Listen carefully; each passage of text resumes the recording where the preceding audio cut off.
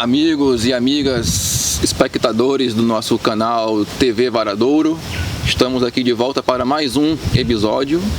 E hoje eu estou aqui no Parque Zoobotânico da nossa Universidade Federal do Acre para a gente falar um pouco de ciência e mudanças climáticas, já que este é um assunto que afeta cada vez mais todos nós, acreanos, amazônidas, moradores da região norte, dos nossos países vizinhos aqui da Amazônia também, a nossa Panamazônia, e que está ficando cada vez mais intenso e problemático. É um assunto que está cada vez mais forte também na agenda global e também precisa estar mais inserido no nosso dia a dia, no nosso cotidiano, da gente falar sobre esse tema sem ideologias, sem questões religiosas, partidárias, mas sim como algo realmente sério e que está acontecendo e que é uma realidade.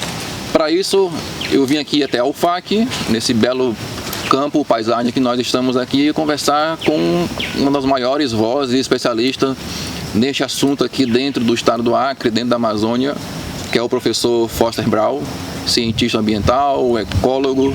Ele é um homem modesto, ele não gosta muito de falar sobre os seus títulos, mas professor, muito obrigado.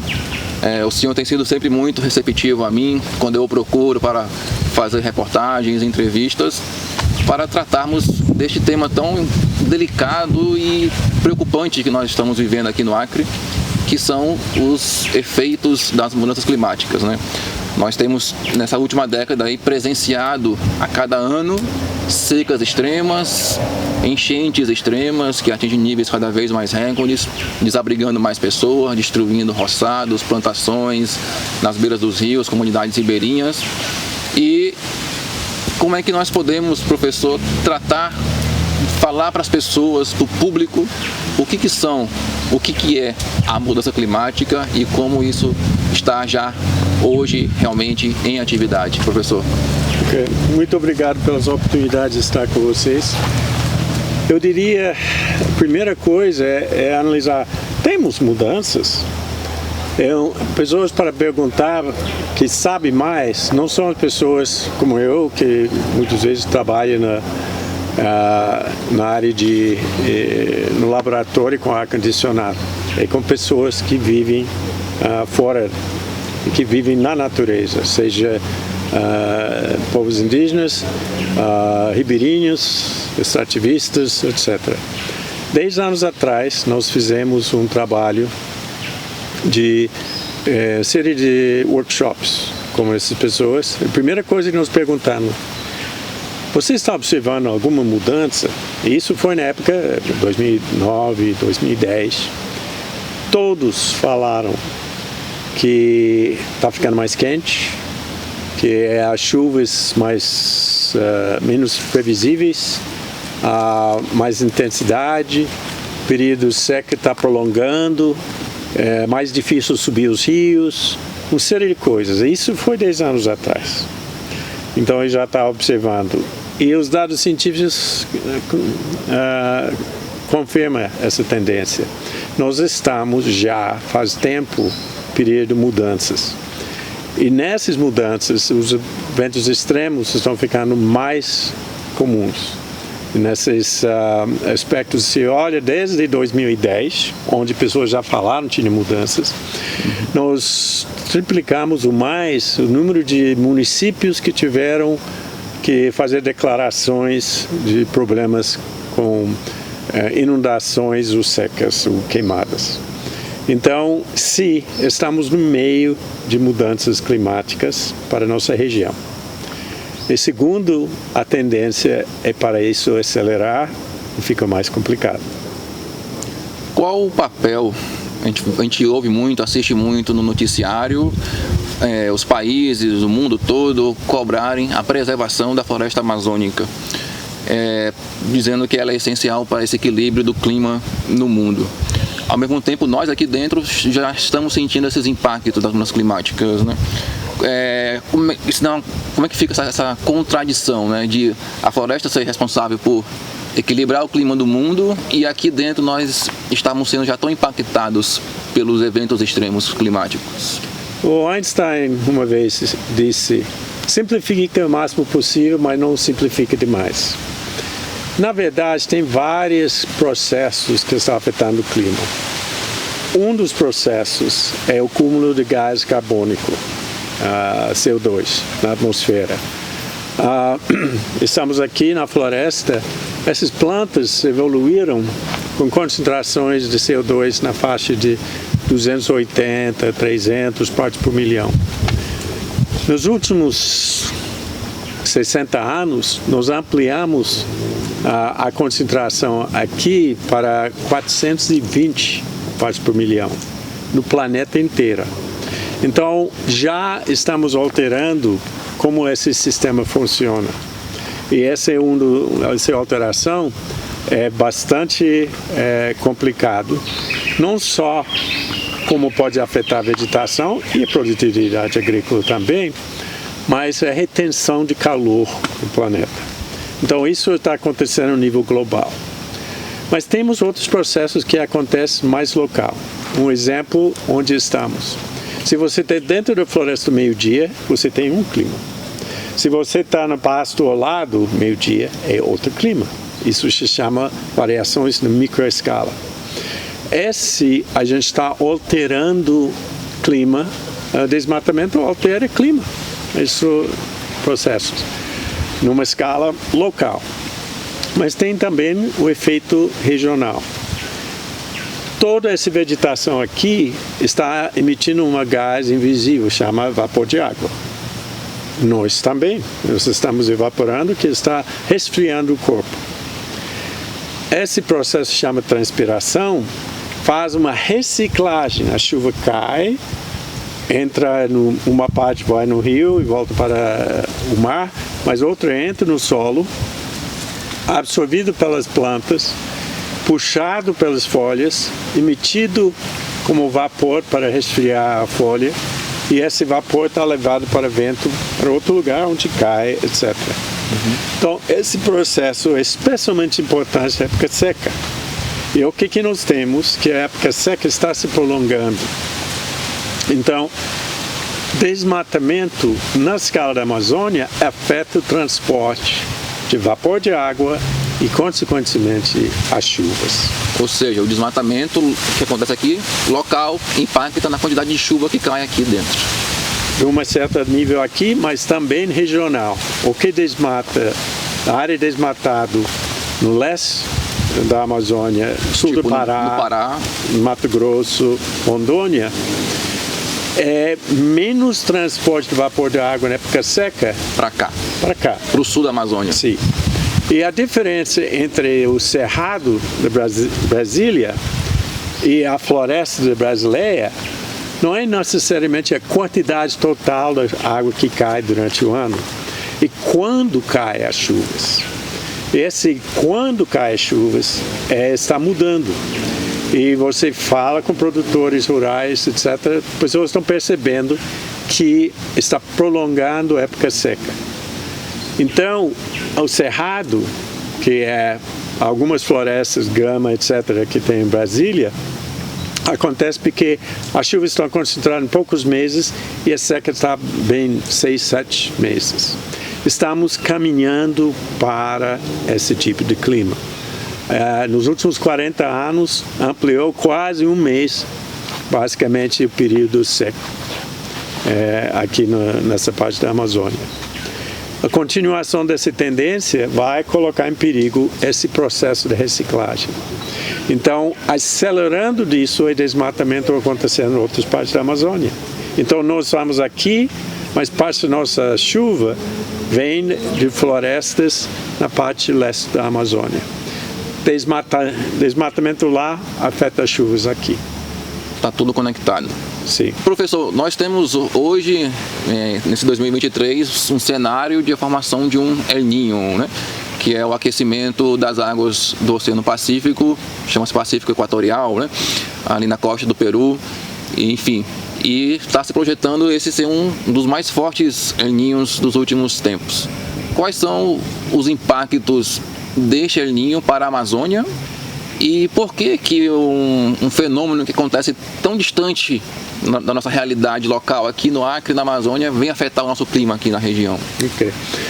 Primeiro, estamos num planeta que seria melhor chamar de água do que terra, que é 70% coberto de água. Então, o que acontece nos oceanos tem um efeito global. E o Oceano Pacífico é basicamente quase metade do planeta. Uhum. Então, tem esse fator de o que acontece no oceano afeta o resto. Mas a gente tem que lembrar, muitas vezes tem a discussão, é natural ou antropogênico, causado pela atividade humana? E achando que são distintos, eles podem ser juntos. Eu vou falar um exemplo do El Niño, que aconteceu em 1925-26, que foi de grande impacto.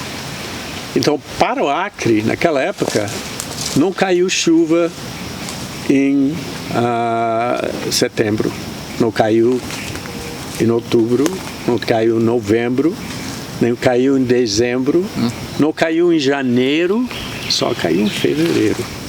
Pessoas tiveram dificuldade de subir o rio naquela época. Então, naturalmente, porque naquela época tem pouca influência humana. E tinha muito mais floresta aqui também do que hoje. Sim.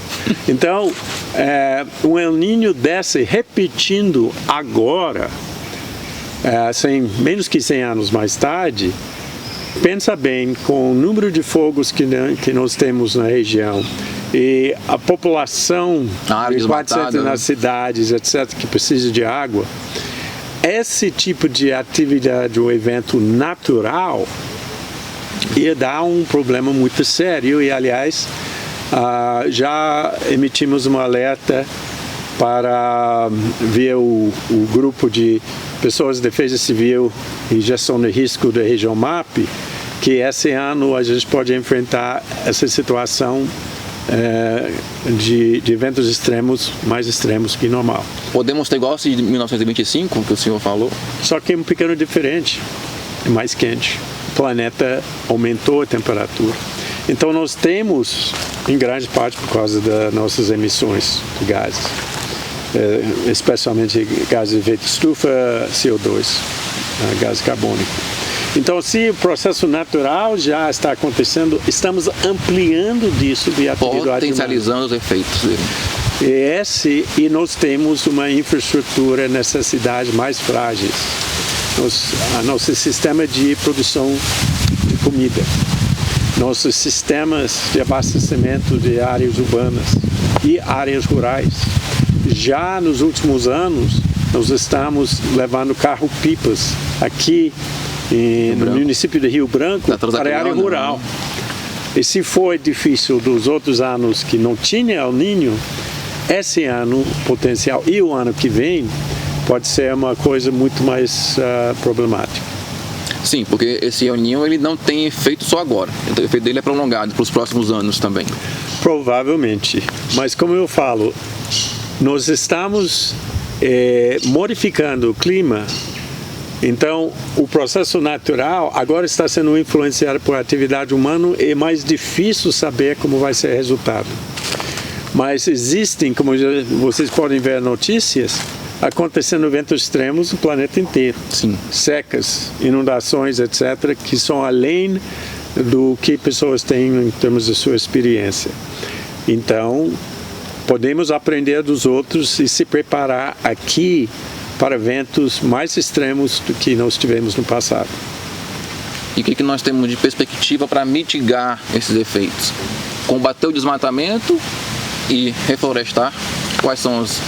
O que nós temos? Ok. Se você está num buraco fundo, e estamos num buraco fundo em relação ao clima, a primeira coisa é parar de cavar. E depois pensa como você vai sair desse buraco.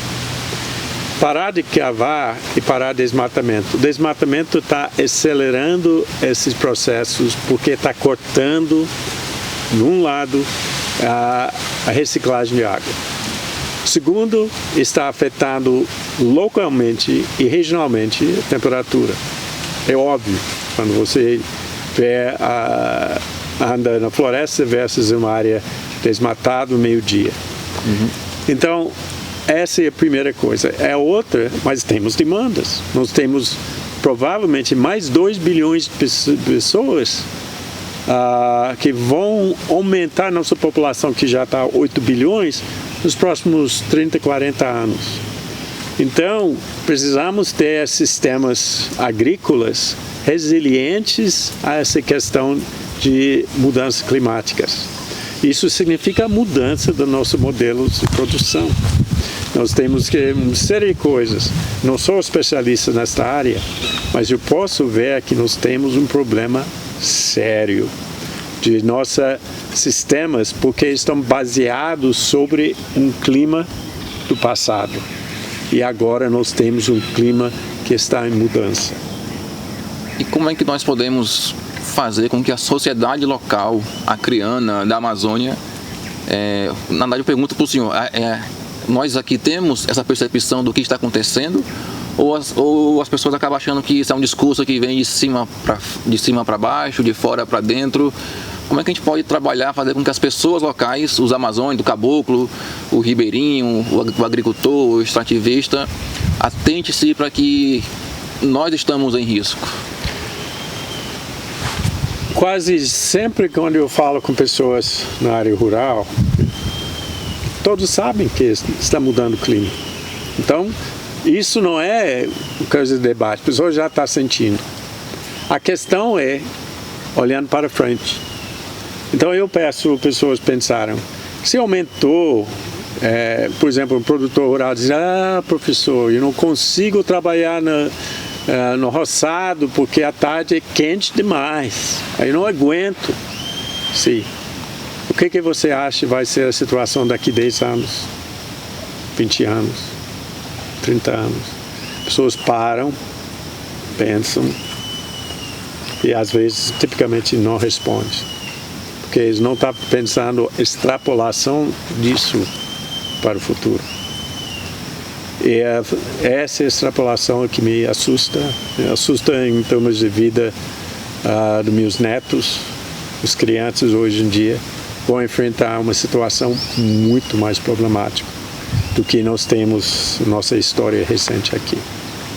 O Brasil acabou de sair de um governo, de 4 anos, de um governo negacionista, negava a ciência e antiambiental, anti-indígena, na qual nós tivemos aí recordes nas taxas de desmatamento na Amazônia, não só na Amazônia, como todos os biomas brasileiros, né, foram muito impactados pela política anterior de meio ambiente. Nesse sentido, eu pergunto, qual o papel dos governos, da política, né, no sentido de trabalhar na preservação da floresta e também de lidar com esses efeitos climáticos que nós já estamos vivendo? Eu coloco isso quase como questão de educação e cultura numa escala grande, porque os governos são reflexo dos nossos valores, então não é independente dessa parte. Agora vivemos num planeta muito pequeno, a gente percebe agora que nossas influências nesse planeta são grandes. Se a gente não modificar nosso sistema de valores, a nossa direção, tentando cuidar desse planeta, nós vamos fazer um futuro muito mais complicado para a gente. Eu acho que vamos ver isso, eu estou falando com 70 anos de idade, mas especialmente para as crianças e as outras gerações, uma situação muito mais complicada. Nós precisamos mudar a nossa perspectiva, o que é a vida boa. E a vida boa pode ser onde o planeta está funcionando bem. No momento estamos alterando o funcionamento desse planeta, afetando toda a vida nesse planeta, não só a gente, não só seres humanos. Então, ou a gente muda nossa maneira de abordar nossas ações, o que estamos fazendo, o que nós temos em termos de valor, ou corremos o risco de ter um futuro extremamente complicado. o senhor falou em futuras gerações. Qual é o papel da juventude de hoje nesse processo, nessas discussões sobre preservação da floresta, combate ao desmatamento, combate aos efeitos das mudanças climáticas? Eu espero mais raiva dessas gerações, porque eles podem perceber como o nosso caminho está numa direção errada. Isso não precisa ser um cientista para perceber as tendências que estão acontecendo. Então, esse é um resultado de escolhas que minhas gerações e gerações anteriores fizeram. Então, mas essa raiva tem que usar como energia para fazer mudanças. Porque sem mudanças, essa raiva não vai servir para nada. A questão climática, então, é algo urgente para agora. Foi urgente 20 anos atrás. Estamos já recolhendo o que nós semeamos em termos de mudanças no clima. Nós estamos numa situação onde nós temos que pensar o que nós queremos nessa casa que é nossa, que é esse planeta. E acrianos têm que pensar o que querem para Acre. E as mudanças já aconteceram, estão acelerando. Então, as mudanças para o futuro vão ser, se continuar dessa mesma maneira, vão ser bem pior do que as mudanças que a gente está sofrendo atualmente. Professor, muito obrigado. Sucesso e sorte para nós. Sorte para todos nós. Vamos tentar sobreviver no nosso planeta Terra, né? Cada um fazendo sua parte. Sim. É isso aí, pessoal. Muito obrigado. Esse foi mais um episódio da TV Varadouro, aqui direto do campus da UFAC, do Parque Zoobotânico, onde conversamos sobre esse tema tão importante, tão delicado, que já faz parte do nosso dia a dia, que são os eventos climáticos extremos. Eu falei no começo, nós já estamos vivendo hoje isso, as enchentes extremas, as secas extremas, e como falou o professor, infelizmente a tendência daqui para frente é se agravar cada vez mais, caso nada seja feito. Proteger a Amazônia, manter a floresta em pé, é um dos passos que a gente pode fazer para mitigar os efeitos catastróficos que nós podemos viver no futuro. É isso, um abraço e até o próximo episódio da TV Varadouro.